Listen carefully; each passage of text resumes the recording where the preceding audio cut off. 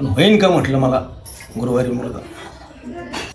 10/6/1999 गुरुवारच्या दिवशी मी गेलो दरबारात. सांगितलं म्हणलं मुलगा झालाय म्हणून. असं असं जे सेवेकरी होते, खास सेवेकरी होते जे अगदी स्वामींजवळ असायची द्यायची. तुम्ही ना आज एकादशी गुरुवार आहे. त्यावारी मला वाटतं कोण समर्थाचा त्यावारी कुठेतरी मी मागतो एक डोळा देव देतोय मला 2 डोळे.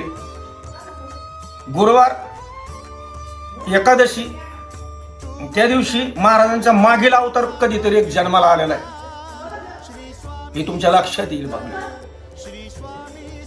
त्या गुरुवारच्या दिवशी जन्माला आलं. म्हणलं नाव काय ठेवावं स्वामींचं.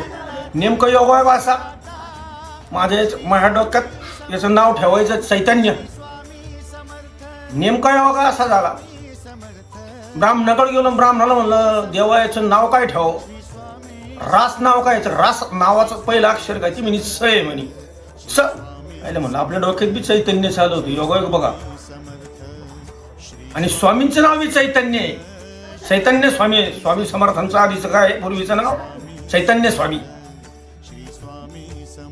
म्हणलं आज गुरुवारचा आहे पण आपण समर्थाची सेवा करतोय म्हणलं आपण याचं नाव समर्थच ठेवायचंय म्हणलं.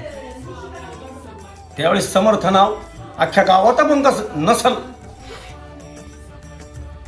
आणि मग मी त्याचं नाव समर्थ ठेवलं. हा माझा पहिला अनुभव. मी मागितला एक डोळा आणि देव देतो 2 डोळे.